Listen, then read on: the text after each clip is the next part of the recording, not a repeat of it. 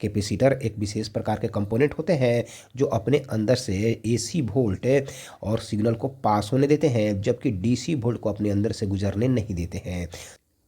Electronics device के साथ अनेकों कंपोनेंट यूज़ किए जाते हैं, जिसमें एक महत्वपूर्ण कंपोनेंट के रूप में कैपेसिटर यूज़ किया जाता है। कैपेसिटर को कंडेंसर भी बोला जाता है। कैपेसिटर मुख्यतः दो प्रकार के होते हैं।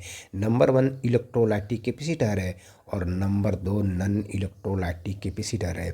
जिस कैपेसिटर के निर्माण में इलेक्ट्रोलाइटिक पदार्थ यूज में लाते हैं उसे इलेक्ट्रोलाइटिक कैपेसिटर बोलते हैं, और जिस कैपेसिटर के निर्माण में इलेक्ट्रोलाइटिक पदार्थ यूज में नहीं लाते हैं, इलेक्ट्रोलाइटिक मटेरियल यूज में नहीं लाते हैं, उसे नॉन इलेक्ट्रोलाइटिक कैपेसिटर बोलते हैं।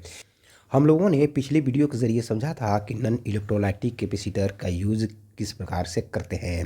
नॉन इलेक्ट्रोलाइटिक कैपेसिटर का यूज़ मुख्यतः सिग्नल को पास करने के लिए करते हैं। इसके एक टर्मिनल पर सिग्नल देते हैं और दूसरे टर्मिनल से सिग्नल को प्राप्त करते हैं, जबकि इलेक्ट्रोलाइटिक कैपेसिटर का यूज सिग्नल को पास करने के लिए भी करते हैं और साथ ही साथ वोल्टेज को फिक्स बनाए रखने के लिए भी करते हैं। तो यहाँ समझेंगे कि इलेक्ट्रोलाइटिक कैपेसिटर जब कभी भी यूज़ में लाते हैं तो ऐसे कैपेसिटर को यूज़ करते समय निगेटिव और पॉजिटिव का ध्यान देते हैं।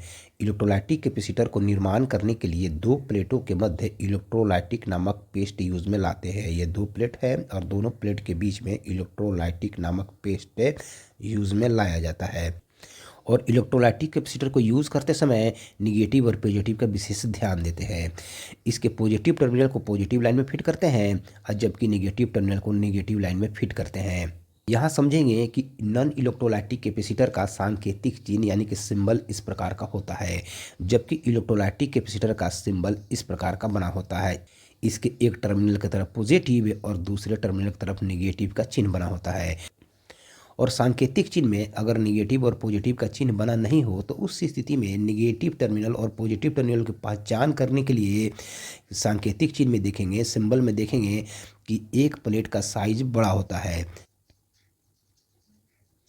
एक प्लेट का साइज बड़ा होगा और दूसरा प्लेट का साइज छोटा होगा।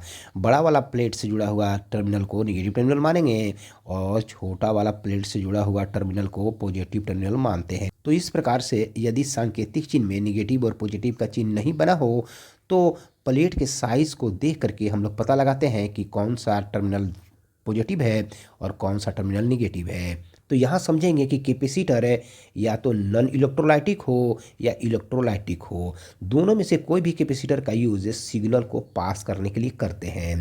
सिग्नल हो या एसी वोल्ट हो, कैपेसिटर अपने अंदर से गुजरने देते हैं, जबकि डीसी वोल्ट को कैपेसिटर अपने अंदर से गुजरने नहीं देते हैं। ठीक इसी तरीके से इलेक्ट्रोलाइटिक कैपेसिटर भी अपने अंदर से, जबकि इसके एक टर्मिनल पर यदि सिग्नल देते हैं या एसी वोल्ट देते हैं तो कैपेसिटर सिग्नल और एसी वोल्ट को अपने अंदर से गुजरने देते हैं यानी कि जाने देते हैं। लेकिन अगर कैपेसिटर को डीसी वोल्ट देंगे तो वह डीसी वोल्ट कैपेसिटर के एक टर्मिनल पर देंगे तो वह डीसी वोल्ट उसके दूसरे टर्मिनल पर प्राप्त नहीं होगा। इलेक्ट्रोलाइटिक कैपेसिटर का वैल्यू मुख्य रूप से एमएफडी में लिखा होता है। कैपेसिटर के ऊपर वैल्यू एमएफडी में लिखा होता है। तो मान लिया जाए कि इस कैपेसिटर का वैल्यू 100 एमएफडी है और साथ ही साथ कैपेसिटर का वोल्ट भी होता है। कैपेसिटर को यूज करते समय वोल्टेज पर विशेष ध्यान देते हैं।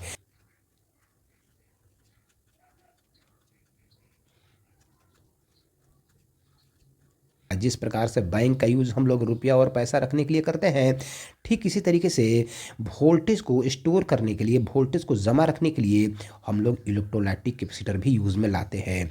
अगर इलेक्ट्रोलाइटिक कैपेसिटर के ऊपर 450 वोल्ट लिखा हो तो उस स्थिति में यह कैपेसिटर अपने अंदर 450 वोल्ट को स्टोर कर सकता है, जमा कर सकता है। और जब कभी भी इमरजेंसी में आपको जो वोल्टेज की ज़रूरत होगी, जिस प्रकार से बैंक में इमरजेंसी में हम लोग बैंक से रुपया निकालते हैं, तो ठीक उसी तरीके से जब कभी भी अगर आपको इमरजेंसी में वोल्टेज की आवश्यकता होती है तो यह कैपेसिटर अपने पास से प्रदान करने का काम करता है। साथ ही साथ यहाँ समझेंगे कि इलेक्ट्रोलाइटिक कैपेसिटर जिसके वैल्यू को मुख्यतः एमएफडी में रखा जाता है, तो यहाँ जितना इस कैपेसिटर का वैल्यू ज़्यादा होगा यानी कि एमएफडी ज़्यादा होगा, उतना ही यह ज़्यादा मात्रा में अपने अंदर वोल्टेज को स्टोर करेगा, जमा करेगा। जिस प्रकार छोटे साइज के बैटरी में पावर कम होती है और बड़े साइज के बैटरी में पावर अधिक होती है। हालांकि सभी का वोल्ट 12 वोल्ट ही होता है, लेकिन बैटरी का साइज के आधार पर उसका पावर कम और अधिक हो सकता है। और यदि यह कैपेसिटर का वैल्यू कम होगा तो उस स्थिति में 450 वोल्ट इसके अंदर स्टोर होगा, लेकिन वह वोल्टेज बहुत ही जल्द समाप्त हो जाएगा। और यदि इसका वैल्यू जितना ज़्यादा होगा उतना ही ज़्यादा देर तक 450 वोल्ट इस कैपेसिटर से हमको प्राप्त होगी।